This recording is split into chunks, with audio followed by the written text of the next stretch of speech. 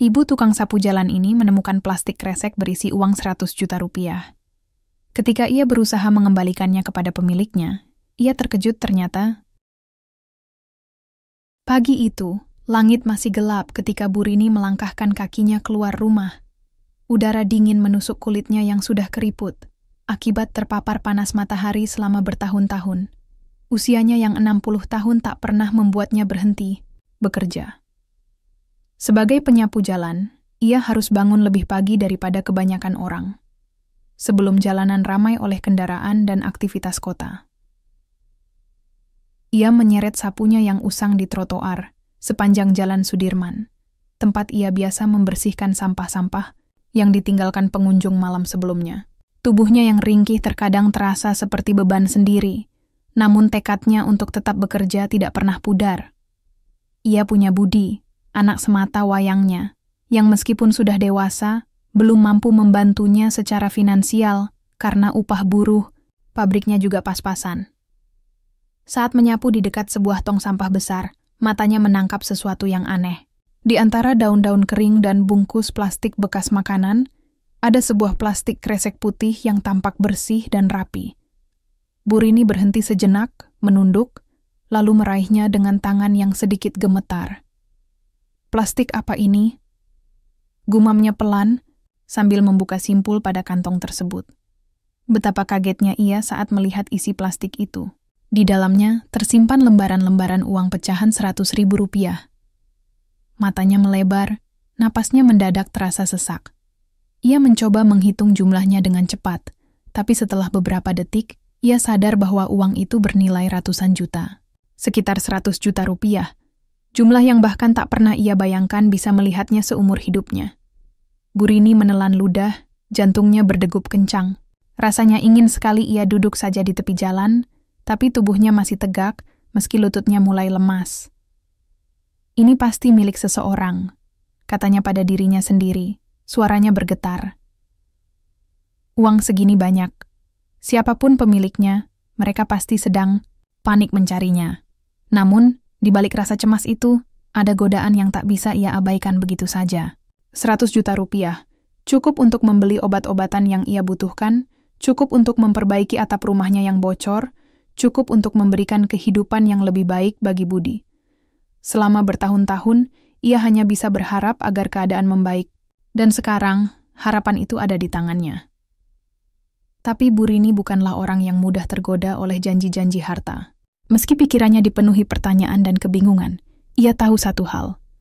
Uang ini bukan miliknya. Ia menggeleng pelan, lalu menutup plastik itu kembali dengan hati-hati. Aku harus cari tahu siapa pemiliknya, katanya mantap, meski tubuhnya gemetar, karena dingin dan rasa takut yang samar.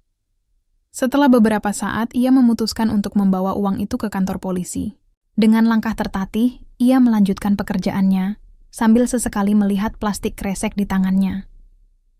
Pikirannya dipenuhi berbagai kemungkinan. Siapa pemiliknya? Kenapa uang sebanyak ini ditinggal di tempat sampah? Dan bagaimana jika ternyata uang ini adalah jawaban atas semua doanya? Namun, Bu Rini tahu, ia tidak bisa menjawab pertanyaan-pertanyaan itu sendiri. Yang bisa ia lakukan sekarang adalah berusaha melakukan hal yang benar.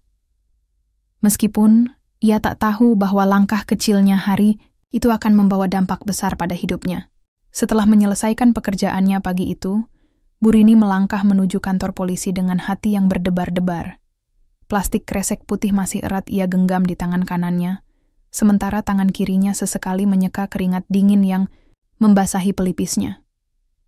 Ia tak pernah membawa uang sebanyak ini dalam hidupnya, bahkan untuk sekadar melihatnya dari dekat pun belum pernah. Kantor polisi terletak beberapa kilometer dari tempat ia bekerja. Untuk mencapainya, ia harus naik angkot yang penuh sesak. Selama perjalanan, matanya tak lepas dari plastik itu, khawatir jika ada orang yang curiga atau bertanya-tanya mengapa seorang penyapu jalan seperti dirinya membawa benda sebesar itu. Sesampainya di kantor polisi, Bu Rini disambut oleh seorang petugas muda bernama Aibtu Joko. Pria itu tampak ramah, meski sedikit heran melihat sosok renta dengan baju lusuh yang datang membawa plastik besar. "Ada yang bisa saya bantu, Bu?" tanya Aibtu Joko dengan senyum hangat. Bu Rini menarik napas dalam-dalam sebelum menjawab. Begini, Pak. Saya menemukan plastik ini tadi pagi saat menyapu jalan. Isinya uang. Banyak sekali. Aibtu Joko mengangkat alisnya, lalu meminta izin untuk membuka plastik itu. Setelah melihat isinya, ia langsung tegak berdiri, wajahnya serius. Ini jumlahnya besar sekali, Bu. Apakah Anda yakin ingin melaporkannya? Bu Rini mengangguk mantap. Tentu saja, Pak. Ini bukan milik saya. Saya hanya ingin membantu mencari pemiliknya. Aibtu Joko tersenyum tipis, namun tatapannya terlihat ragu. Baiklah, Bu. Kami akan mencoba mencari tahu siapa pemiliknya. Tapi, ini bisa butuh waktu. Bu Rini pulang ke rumah dengan perasaan lega, meskipun rasa penasarannya semakin besar. Beberapa hari berlalu tanpa kabar dari polisi. Ia mencoba melanjutkan hidup seperti biasa, tetapi pikirannya selalu kembali pada uang itu. Siapa pemiliknya? Kenapa uang sebanyak itu ditinggal begitu saja? Pada suatu sore, ketika Bu Rini sedang membersihkan halaman rumahnya, sebuah mobil hitam mengkilap berhenti tepat di depan pintu gerbangnya. Seorang pria paruh baya turun dari mobil itu. Ia mengenakan setelan jas mahal dan jam tangan emas yang mencolok. Langkahnya mantap, namun ada sesuatu yang aneh dalam sorot matanya, seperti campuran antara cemas dan gugup. Bu Rini? Tanya pria itu dengan suara yang sedikit gemetar. Iya, saya Bu Rini. Ada apa, Pak? Jawab Bu Rini, balas memandangnya dengan waspada. Saya mendengar dari polisi bahwa Anda menemukan plastik berisi uang. Itu milik saya, katanya cepat, hampir seperti ingin segera menyelesaikan urusan ini. Bu Rini mengerutkan dahi. Maaf, Pak, tapi bagaimana bisa Bapak yakin bahwa itu milik Bapak?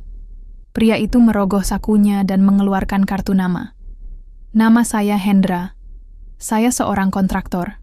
Uang itu adalah hasil pembayaran proyek yang baru saja saya terima. Saya meninggalkannya di dalam tas kantor, tapi kemarin saya sadar bahwa tas itu hilang. Saya sudah mencarinya kemana-mana, dan akhirnya mendengar dari polisi bahwa Anda menemukannya. Bu Rini terdiam sejenak. Ada sesuatu yang tidak pas dalam cerita pria itu. Mengapa seorang kontraktor yang tampak kaya raya seperti dia begitu gugup? Dan kenapa uang sebanyak itu dibiarkan begitu saja di dalam plastik kresek murahan, bukan di dalam tas berkelas seperti yang ia klaim? Namun, tanpa bukti lain, Bu Rini tak bisa berkata apa-apa. Kalau begitu silakan ikut saya ke kantor polisi untuk mengurus prosedurnya, Pak, katanya akhirnya. Di kantor polisi, Pak Hendra terlihat semakin gelisah. Saat diminta menunjukkan bukti kepemilikan atas uang itu, ia hanya bisa memberikan penjelasan umum tentang proyek yang sedang ia kerjakan. Tidak ada dokumen resmi yang mendukung klaimnya. Bu Rini semakin curiga. Ia mulai mencari informasi sendiri tentang Pak Hendra. Dengan bantuan Budi, anaknya, ia berhasil menemukan fakta-fakta mengejutkan tentang pria itu. Ternyata Pak Hendra adalah seorang kontraktor besar yang pernah terlibat dalam proyek pembangunan tempat suaminya bekerja dulu. Proyek yang sama yang menjadi penyebab kecelakaan fatal yang menewaskan suaminya. Mata Bu Rini melebar saat menyadari hubungan antara Pak Hendra dan masa lalunya. Kenapa nasib membawanya bertemu dengan orang ini lagi? Dan apakah ini kebetulan belaka? Pikiran Bu Rini dipenuhi pertanyaan. Apakah Pak Hendra benar-benar pemilik uang itu? Ataukah ada rahasia lebih besar yang belum terungkap? Yang jelas, keputusan sulit menanti di depannya. Jika uang itu memang milik Pak Hendra, apakah ia harus mengembalikannya kepada seseorang yang telah gagal memberikan keadilan bagi keluarganya? Atau haruskah ia menggunakan kesempatan ini untuk menuntut balas? Dengan hati yang penuh dilema, Bu Rini kembali ke rumahnya. Malam itu, ia tak bisa tidur. Pikirannya terus berputar, mencari jawaban atas pertanyaan-pertanyaan yang tak kunjung terjawab. Malam itu, Bu Rini duduk di kursi kayu reyot di sudut ruang tamu. Cahaya lampu redup hanya cukup untuk menerangi wajahnya yang penuh kerutan. Pikirannya tak henti-hentinya berputar, mencoba mencerna semua fakta yang ia temukan tentang Pak Hendra. Setiap kali ia menutup mata, bayangan suaminya yang telah tiada selalu muncul. terbaring lemah di rumah sakit setelah kecelakaan itu, meninggalkan ia dan Budi tanpa sepeser pun kompensasi. Budi, anaknya, duduk di sampingnya dengan ekspresi serius. Ia tahu ibunya sedang menghadapi dilema besar, dan ia sendiri merasa bimbang. "Bu," katanya pelan, "apa yang akan Ibu lakukan? Jika uang itu benar-benar milik Pak Hendra, apakah kita harus mengembalikannya?" Bu Rini menghela napas panjang. "Ibu tidak tahu, Nak. Di satu sisi, ini bukan uang kita. Kita tidak bisa memakainya begitu saja. Tapi di sisi lain, dia, Pak Hendra itu, dia orang yang sama yang pernah gagal memberikan keadilan bagi keluarga kita. Suamimu, ayahmu, meninggal karena kelalaian mereka." Budi terdiam. Ia tahu betapa sulitnya hidup mereka selama bertahun-tahun tanpa dukungan finansial dari perusahaan tempat ayahnya bekerja. Mereka harus berjuang keras hanya untuk bertahan hidup. Dan sekarang, nasib membawa mereka pada sebuah kesempatan yang mungkin takkan datang dua kali. "Jadi, apa yang akan Ibu lakukan?" tanya Budi lagi. Suaranya lebih pelan kali ini. Bu Rini menunduk, tangannya gemetar saat ia memegang cangkir teh hangat yang sudah dingin. "Ibu ingin tetap jujur, Nak. Uang itu bukan milik kita, dan mengambilnya berarti melanggar prinsip hidup Ibu. Tapi, rasanya sulit sekali." Keesokan harinya, Bu Rini memutuskan untuk kembali ke kantor polisi. Ia ingin mencari jawaban lebih lanjut tentang status kepemilikan uang tersebut. Namun, ketika ia tiba di sana, Aibtu Joko memberinya kabar yang membuatnya semakin bingung. "Bu Rini, kami sudah melakukan pengecekan awal. Ternyata ada laporan dari sebuah bank bahwa mereka kehilangan uang sebesar 100 juta rupiah akibat pencurian beberapa hari lalu," kata Aibtu Joko dengan nada hati-hati. Bu Rini terperangah. "Apa maksud Bapak? Jadi uang ini hasil pencurian?" "Aibtu," Joko mengangguk. "Kami masih menyelidiki, tapi kemungkinan besar uang itu dicuri oleh salah satu karyawan bank, lalu dibuang atau disimpan di tempat sampah karena pelaku panik. Pak Hendra yang mengaku sebagai pemilik uang ternyata tidak memiliki bukti kuat atas klaimnya." Mendengar hal itu, Bu Rini merasa seperti dihantam ombak besar. Semua asumsi yang ia buat tentang Pak Hendra mulai runtuh. Pria itu bukan hanya gagal memberikan keadilan bagi keluarganya, tetapi juga mencoba memanfaatkan situasi demi keuntungan pribadi. Ia mengaku sebagai pemilik uang hanya untuk menutupi kesalahannya, mungkin agar tak terseret masalah hukum. Di rumah, Bu Rini duduk di depan, meja kecil, plastik kresek putih itu masih tergeletak di hadapannya. Tubuhnya gemetar, bukan karena dingin, tapi karena amarah yang mendidih. Selama 15 tahun, ia mencoba melupakan rasa sakit atas kehilangan suaminya. Ia berusaha menjalani hidup dengan sabar, meski keadilan tak kunjung datang. Dan sekarang, nasib membawanya pada kesempatan untuk membalas dendam. "Aku bisa saja diam saja," gumamnya pelan, suaranya bergetar. "Aku bisa biarkan Pak Hendra terjerat masalah ini. Atau, aku bisa mengambil uang ini untuk diriku sendiri. Itu hakku, kan? Setelah semua yang mereka lakukan padaku." Namun, di tengah kegelapan pikirannya, ada suara lain yang berbisik pelan. Suara nurani yang selama ini ia pegang teguh. "Tidak, Rini. Kamu tidak boleh melakukannya. Ini bukan jalan yang benar." Bu Rini meneteskan air mata. Ia tahu bahwa keputusan apapun yang ia ambil akan membawa konsekuensi besar. Mengembalikan uang itu berarti ia melepaskan kesempatan untuk mendapatkan kehidupan yang lebih baik. Tapi menggunakan uang itu demi balas dendam, berarti ia melanggar prinsip hidupnya sendiri. Setelah berjam-jam termenung, Bu Rini akhirnya bangkit dari kursinya. Ia memandang plastik itu sekali lagi, lalu mengambil langkah besar yang akan mengubah hidupnya selamanya. Pagi itu, Bu Rini melangkah dengan mantap menuju kantor polisi.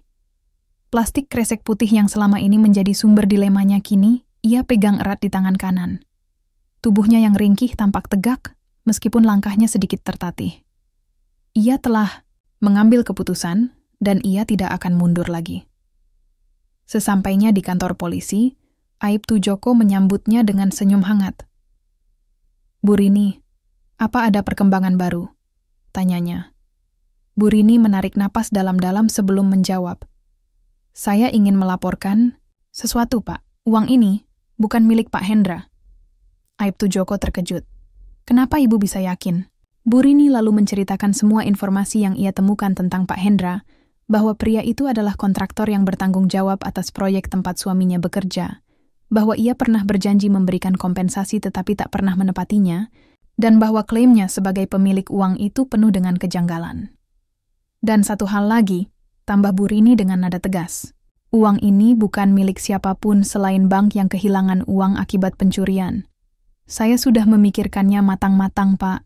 Ini harus dikembalikan ke pemilik yang sebenarnya. Aibtu Joko mengangguk pelan, wajahnya serius. Baik, Bu. Kami akan menyelidiki lebih lanjut. Tapi, keputusan Ibu ini sangat berani.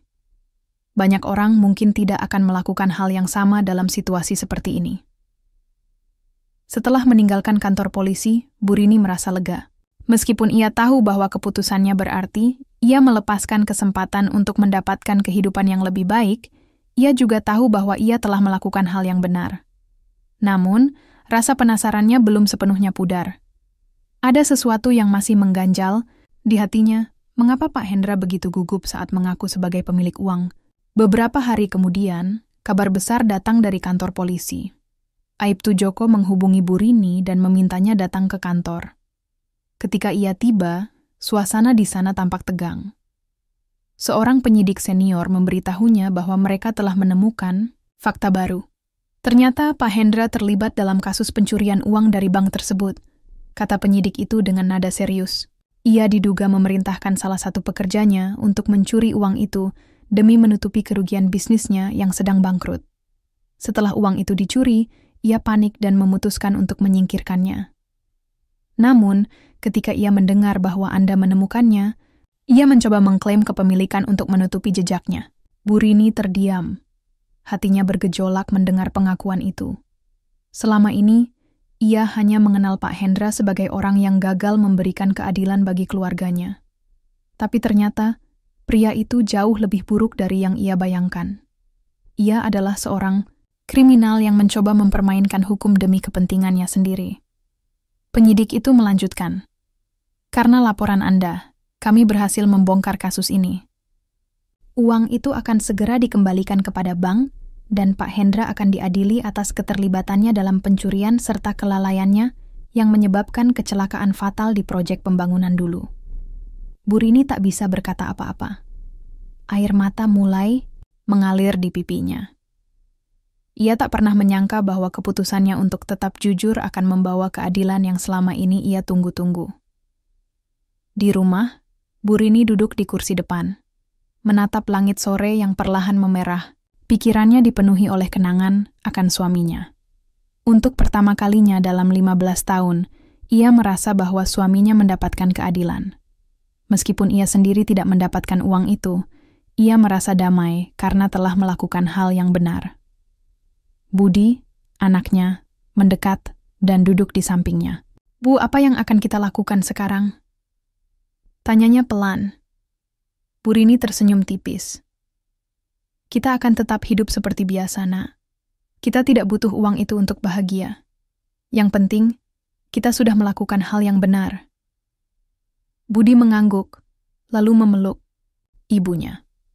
Di tengah pelukan itu, Bu Rini merasa bahwa meskipun hidupnya penuh perjuangan, ia masih memiliki sesuatu yang tak ternilai harganya, harga diri dan kehormatan.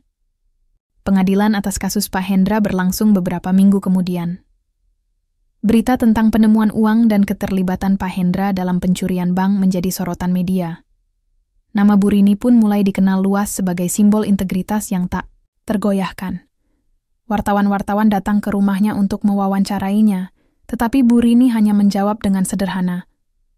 Saya hanya melakukan apa yang seharusnya dilakukan. Uang itu bukan milik saya. Di pengadilan, fakta-fakta baru terungkap satu persatu. Tidak hanya terbukti bahwa Pak Hendra terlibat dalam pencurian uang dari bank, tetapi juga ditemukan bahwa ia telah menutupi kelalaian keamanan di proyek pembangunan tempat suami Bu Rini bekerja.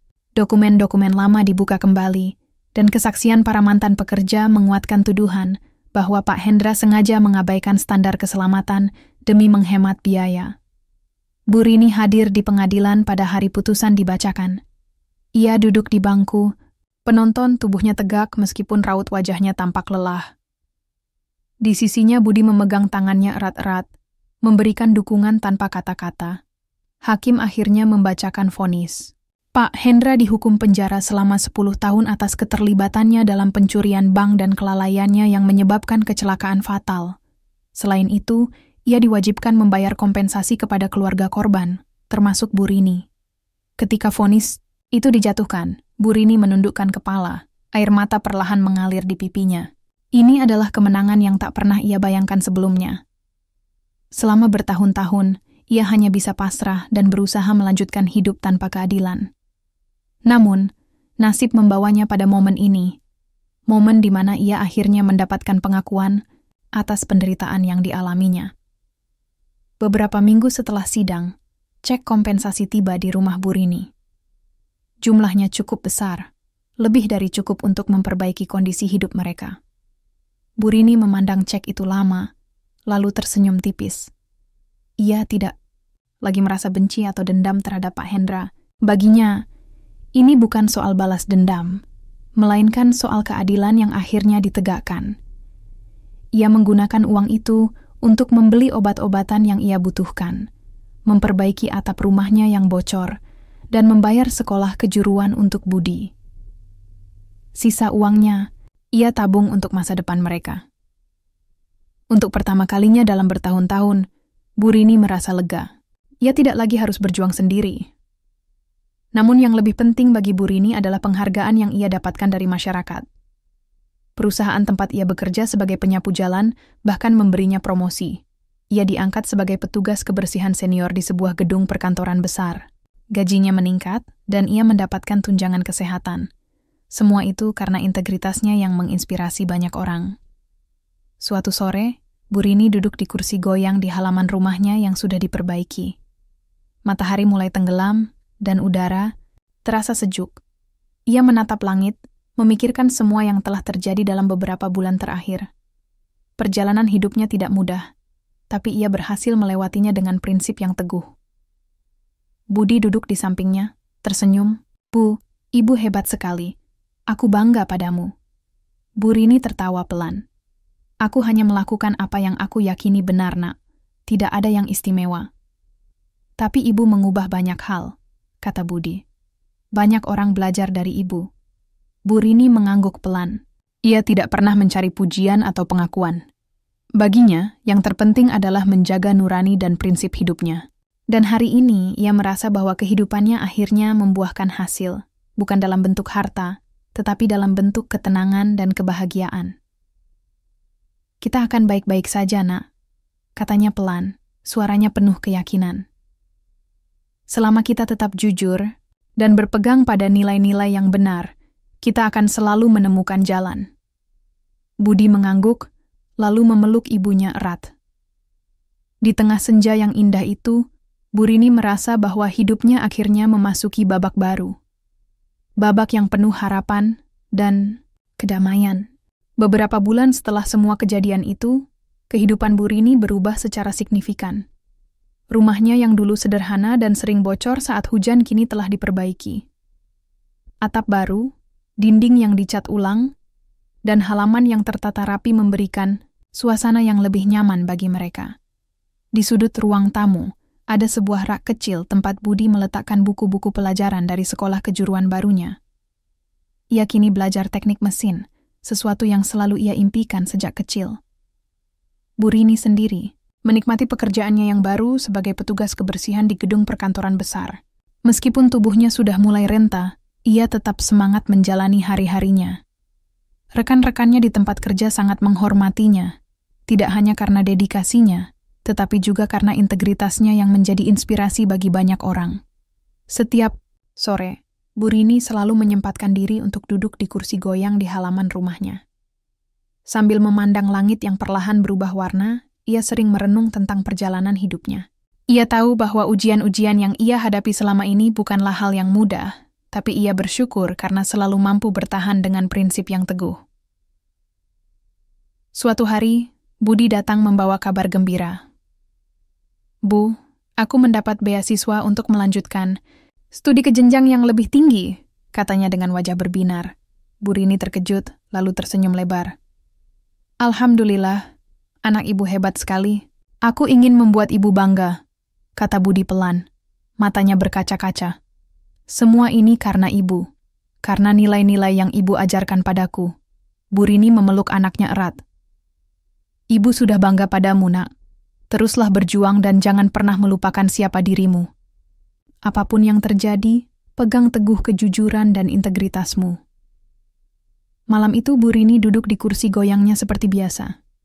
Ia menatap bintang-bintang di langit, pikirannya dipenuhi oleh kenangan tentang suaminya.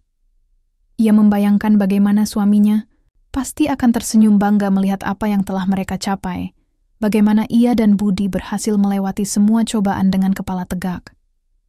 "Kita akhirnya menang, Pak," gumam Bu Rini pelan, seolah berbicara kepada suaminya yang telah tiada.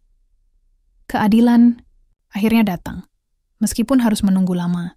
Tapi yang lebih penting, kita tetap menjaga hati kita bersih. Angin malam berhembus pelan, membawa ketenangan yang menyelimuti hatinya. Bu Rini menutup mata, merasa lega dan damai. Ia tahu bahwa kehidupan tidak selalu adil, tetapi ia juga yakin bahwa kebaikan selalu memiliki caranya sendiri untuk membawa kebahagiaan. Di usianya yang sudah senja, Bu Rini berjanji untuk terus mengajarkan nilai-nilai integritas kepada Budi, agar anaknya tumbuh menjadi pribadi yang kuat dan berprinsip. Dan di tengah malam yang sunyi itu, ia merasa bahwa harapan baru telah tiba untuk keluarganya, untuk masa depan, dan untuk kehidupan yang lebih baik.